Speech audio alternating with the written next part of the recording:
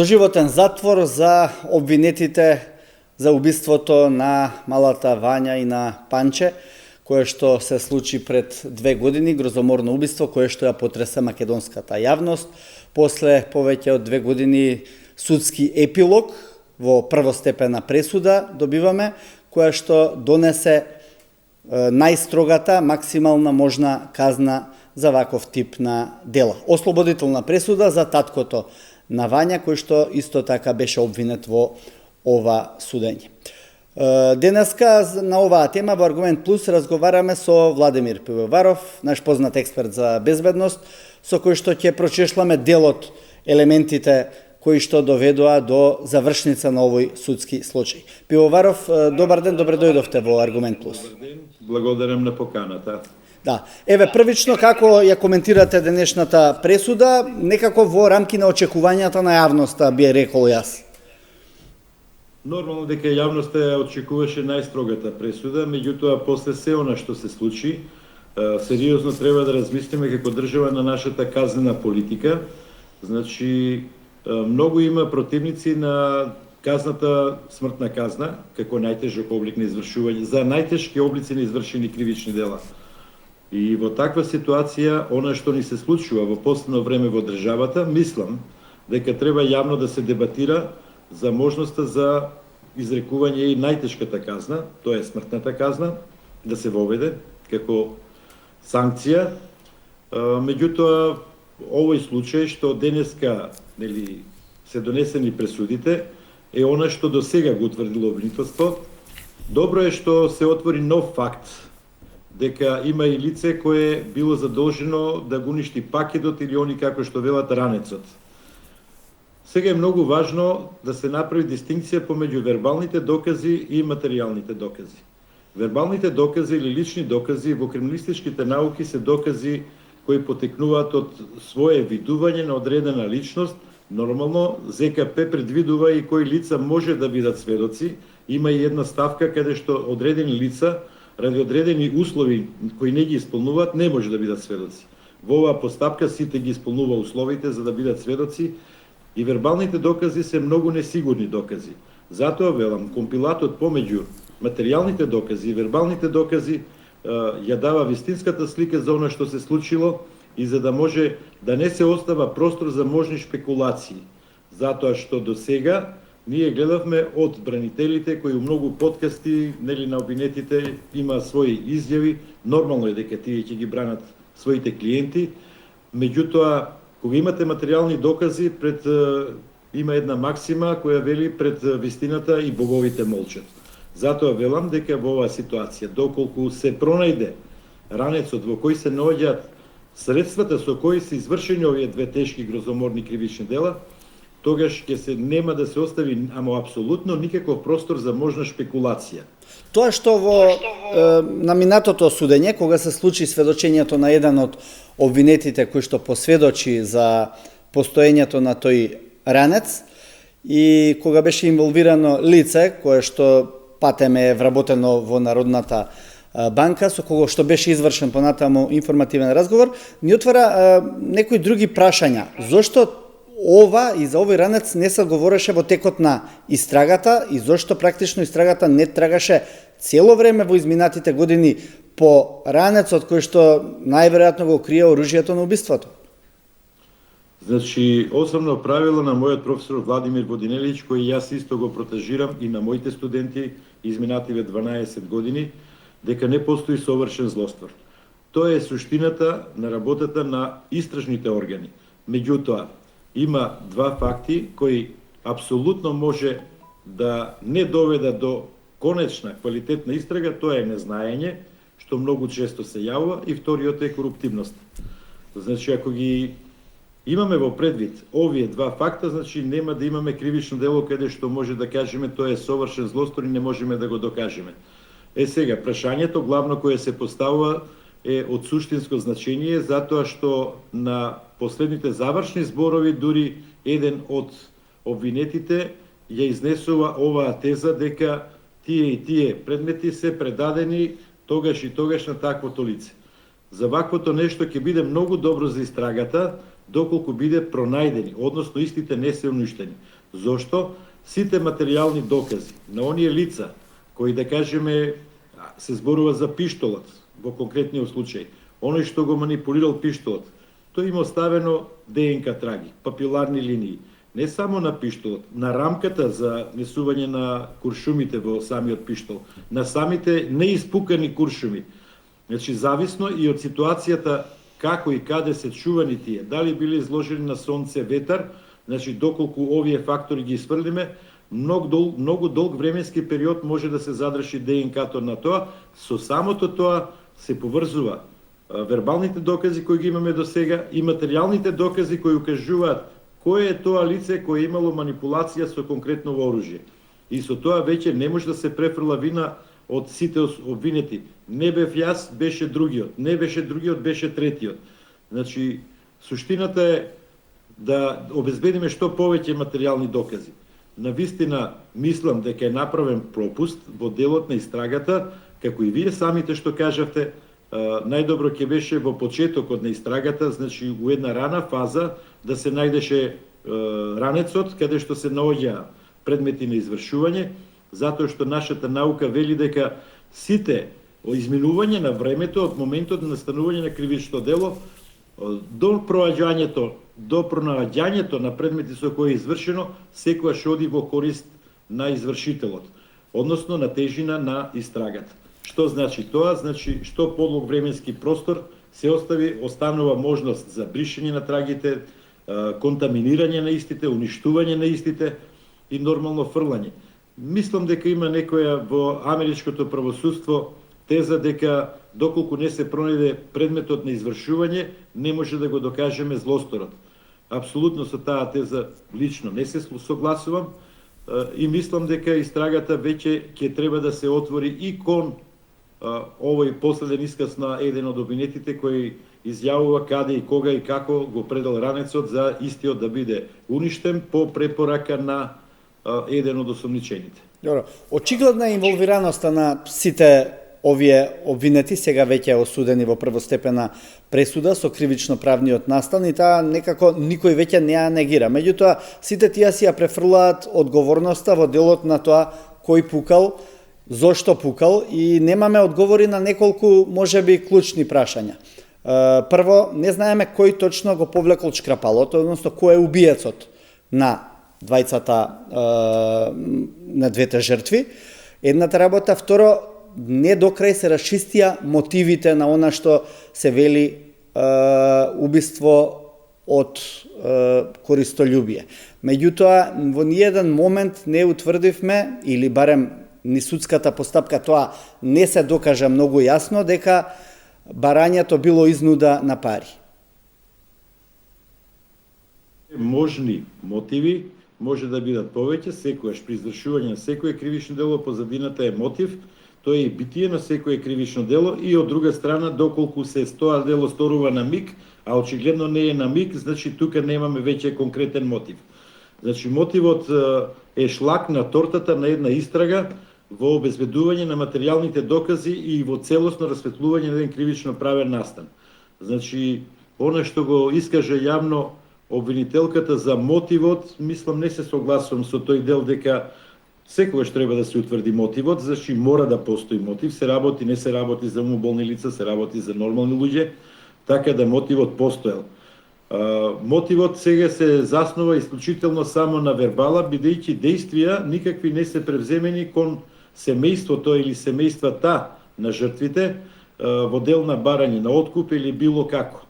Значи, ние имавме во истрагата, она барем јавно што ни е достапно од вас, од медиумите, дека претходно договорот помеѓу обвинетите, односно нивниот предпоставен, да кажем, во оваа ситуација, оди во правец на обезбедување материјална корист. Значи, од тоа мислам дека се заснива во оваа пресуда мотивот на ова кривично дело, на овие две кривични дела, тешки, значи тие се кривични дела во стек. И она што е многу важно, во самата истрага, многу работи и она вие што го кажавте, меѓу себе се префрла вината, не сум јас другиот е, не е другиот третиот е. Улогата на секој извршител мора јасно и гласно да биде дефинирана. Значи, кој е организаторот, кој ги давал наредбите, кој ги извршувал, како ги извршувал, каде ги извршувал. Значи, има сија сет на прашање на кој сигурно предпоставам дека истрагата дала одговор, обвинителството го понудило тој одговор на судот и судот нормално врз основа на тоа ја носи таа пресуда.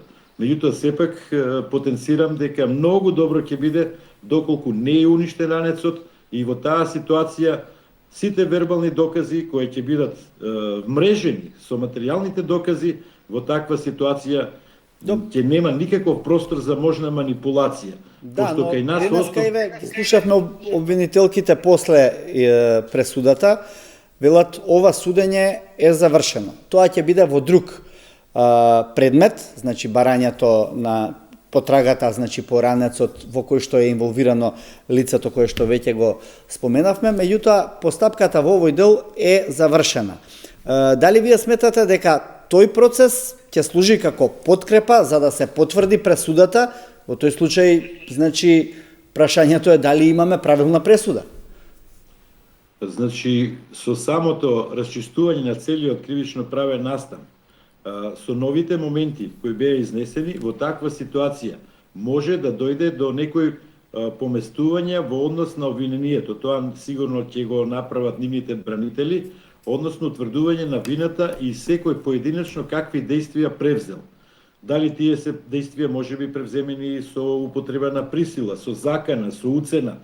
Значи, во таква ситуација веќе имаме видоизменета ситуација за утврдување на вината на секој поединечно.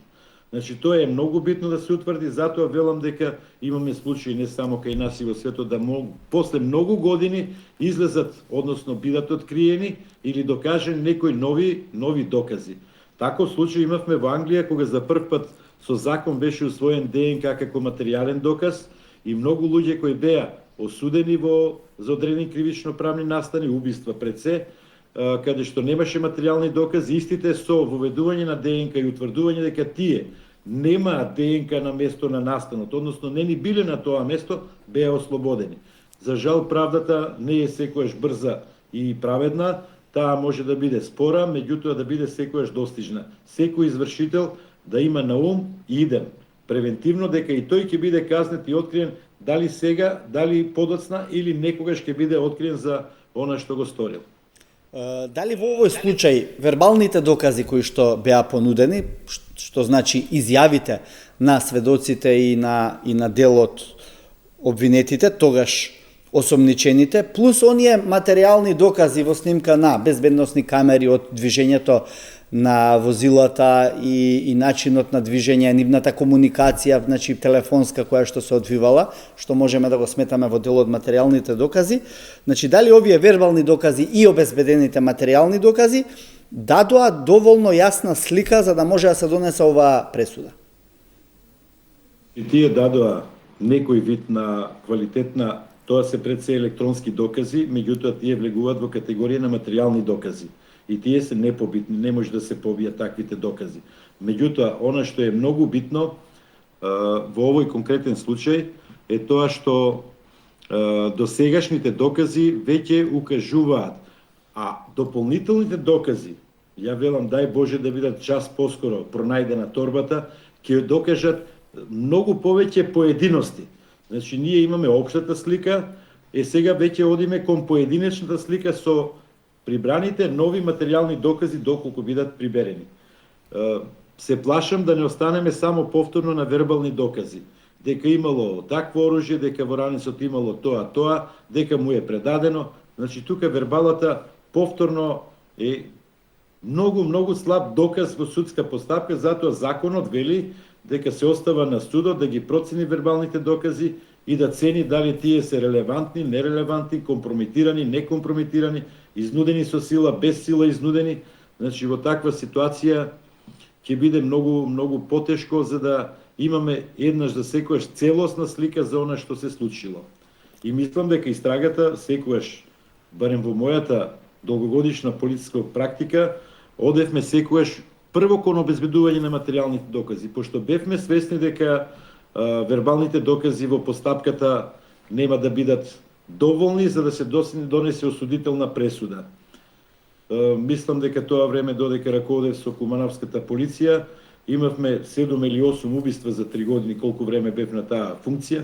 Значи, секогаш одевме на материјални докази и тие завршуваа со осудителни пресуди. Дали од ваш аспект, од аспект на човек кој што е во оваа фела практично целиот свој живот, можеме да речеме, можете да кажете дека оваа судска пресуда, така како што е донесена врз основа на овие докази кои што ги видовме, е издржана? Моето видување дека е издржана пресудата. Меѓутоа велиме дека во самото ова, како и самите што кажавте во вербалата, повеќе има меѓусебно напаѓање, во таква ситуација тие дилеми ќе бидат расчистени.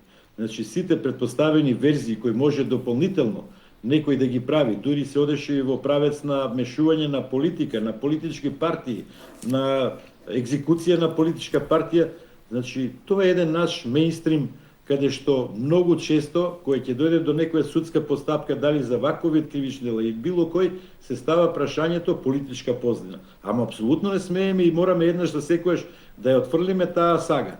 Значи, мораме да одиме дека криминалот е криминал, дека е штетен за сите, без разлика дали тоа е економски криминал, дали е тоа од делот на убиство, од делот на силување, од делот на било кој криминал, еднаш за секојаш политиката да ги тргне рацете од водењето на истраги. Меѓутоа, велам дека секојаш политиката треба да биде контролор на тоа како се водат истрагите. Дали се тие сеопфатни или се неселективни или дали се селективни. Значи, во таква ситуација ќе имаме она што се залагаме за европски вредности, а тоа е правда и праветност за секого. Бидејќи делот мотивите останаа нејасни и после судската пресуда, дали сметате дека истрагата понатаму треба да продолжи во насока на барање на докази за тоа што оваа група, доколку веќе функционирала како група, подготвувала во Македонија. Имено се зборуваше и се шпекулираше многу, меѓутоа се понудуваа и одредени повторно вербални, би рекол, докази дека таа планирала и други убиства, копала дупки низ Македонија и така натаму и така натаму. Мислите ли дека треба да се продолжи во насока на целосно расчистување со мотивот на убиствата? Ама апсолутно, како што кажа пред малку, значи врвот на една истрага е токму утврдување на мотивот. И апсолутно дека мора да се продолжи, затоа што овие кривични дела не застаруваат и во таква ситуација и периодот кој предстои пред истражните органи не треба предметот пресудата е донесена, пошто имаме веќе нови моменти и да кажеме тоа завршен е случајот, одиме понатаму. Апсолутно мора да се оди и да се бара можноста за утврдување на мотивот. До сегашното утврдување на мотивот се однесува само на вербалата.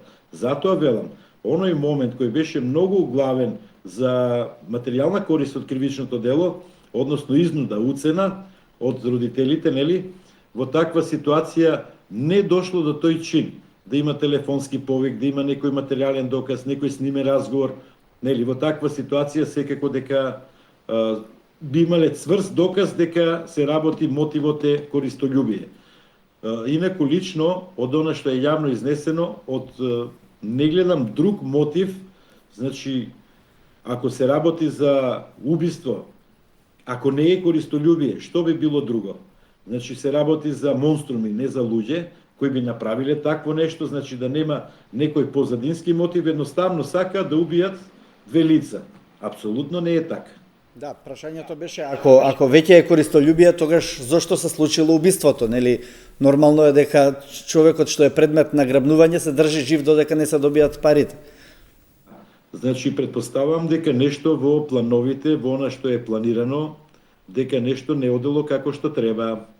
Значи, дали може би жртвата веќе во некој нехат на листо место на настанот каде се наоѓале сите лица, ги има забележено, фаците ги познава од претходно, а нормално дека сите биле претходно познати на Панче пред се, на господинот покоенот Велес.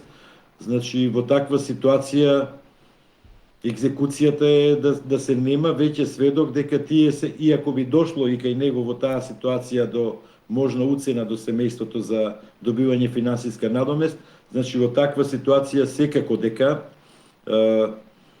најверојатно нешто излегло од контрола, а само предпоставувам, ова е предпоставка, дека можеби жртвите ги имаат видено во даден момент од нивната невнимание самите лица кои ги киднапирале. Значи, прво кривичното дело почнува со киднапирање, завршува со убиство. Значи, тука имаме сплет на многу кривични дела кои завршуваат на крај со кривичното дело убиство. Добро.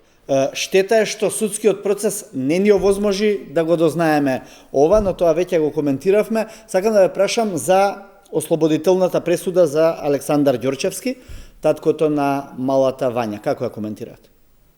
Значи, од првиот момент ситуацијата и доказите беа многу нејасни и беа многу на она вербала рекла казала. Значи, се однесуваше, ни кажа, слушнавме од лицето што е во бегство, прераскажуваме, значи сето тоа доколку имала комуникација, секако нивните мобилни се ова како се вика вештачени. Значи сигурно таквите докази биле негаторски, односно што ги вербално изнесуваа осомничените и во таква ситуација мислам и неговиот бранител што од првиот момент укажуваше дека нема никаква поврзаност во делот помеѓу родителот и извршителите на кривичното дело. Тоа е одбраната, јас ја разбирам одбраната, меѓутоа убеден сум дека истражните органи и полицијата и јавното обвинителство кои работеле на овој случај не нашле никаков доказ, предпоставувам, на поврзаност помеѓу сторителите на овие убиства и ова како се вика таткото на девојчето. Добро, што се случува во ваква ситуација кога таткото долго време беше држан и во притвор, потоа беше во домашен притвор, тој веќе го изгуби најмилото своето чедо, значи една секако тешка ситуација. Има ли право да во понатамошна постапка бара некаков тип на оштета од државата? Оштета што е нормално во вакви ситуации, а не нормално кај нас е каде што во ситуации случајот прислушкување што беше во Македонија, на крај ќе испадне сега ние кои сме биле прислушкувани, односно оштетена странка на извршителот да му плаќаме некој надомест. Мислам тоа е нонсенс, небулоза од невидени размери. И затоа е тоа доверба во судството од 2%, сега можеби е 0,2%, не е ни 2%. Значи, има право секако во постапката натаму да си бара обештетување, доколку во оној момент кога пресудата ќе биде првосилна. Ја претпоставам дека ова ќе има повеќе инстанции, односно и апелациони суд како второстепена и Врховен суд како третостепена за доаѓање до конечната пресуда, односно да биде таа правосилна. Господине Пивоваров, ви благодарам што бевте денеска гостин во Аргумент Плюс. Благодарам на поканата. Пријатно.